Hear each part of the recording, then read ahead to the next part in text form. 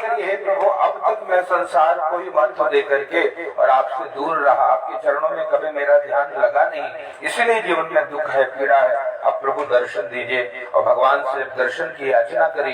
प्रभु ने एक वृद्ध ब्राह्मण का रूप धारण किया। वृद्ध ब्राह्मण रूपस्तम पप्रच्छ द्विजम आदरा, कहते हैं वृद्ध ब्राह्मण का रूप लेकर के प्रभु ने आदर पूर्वक पूछा, हे विप्रदेव क्या समस्या है आपके जीवन में? कहा प्रभु मैं भिक्षा मांगता हूँ फिर भी कुछ मिलता नहीं है, यदि उपाय जानते हो तो बताइए। कहा उनको कि भैया देखो एक ही उपाय है, क्या कि आप कहते ब्राह्मण है तो ब्राह्मण का धर्म है भगवान के चरण कमलों की सेवा करना। आप प्रतिदिन श्री ठाकुर जी की सेवा करिए, आपके कष्ट को भगवान दूर कर देंगे। इस प्रकार जब श्रवण किया बड़े आनंद के साथ भगवान से विनती करी, प्रार्थना करी, हे प्रभु। और रात्रो निद्राम न लब्धवान, पूरे उपाय को जान करके घर पे गए, पूरी रात्रि निद्रा नहीं आई। प्रातः काल उठ संकल्प किया, आज तक मैं अपने लिए मांगता था हे ठाकुर जी, अब से मैं आज केवल आपके लिए मांगूंगा और जो कुछ मुझे प्राप्त होगा वो सारा का सारा धन आपके चरण कमलों में लगा दूंगा। इस भाव से निकले और जब भगवान के लिए मांगने निकले, कहते कई गुना धन प्राप्त हुआ।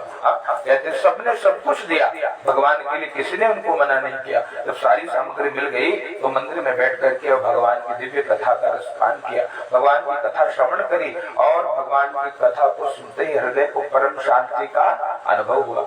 तो भगवान से विनती करी कि बाकी बिहारी ऐसे कृपा बनाए रखिएगा, बस आपके चरण कमलों की सेवा मिलती रहे, जीवन में सत्संग मिलता रहे। क्यों? कहा जिसको जीवन में मिला सत्संग है उसे हर घड़ी आनंद ही आनंद। यदि जिसको जीवन में सत्संग की प्राप्ति हो गई उसको भगवान की कृपा से सदैव आनंद की अनुभूति होती है। बड़े भाव से भगवान की कथा का संकल्प लिया, हर महीने भगवान की व्रत कथा को करने लगे।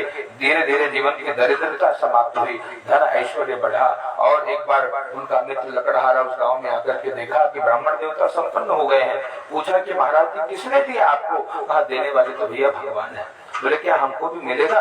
बोले भैया देखो भगवान कहते मानो एक भगति करनाता। भगवान कहते हैं जाति पाति कुल धर्म बड़ाई कुछ नहीं मानता।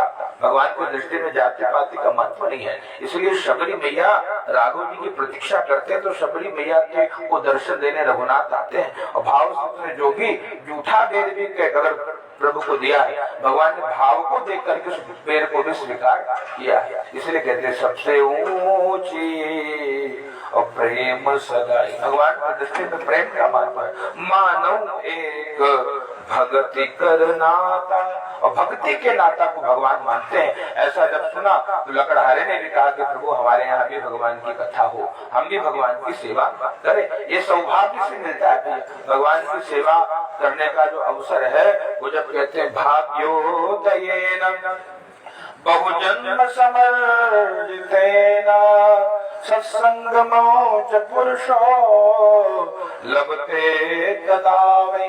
जब भाग्योदय होता है जीवन में तब जाकर के पुण्य की प्राप्ति होती है, भगवान के दिव्य कथा की प्राप्ति होती है।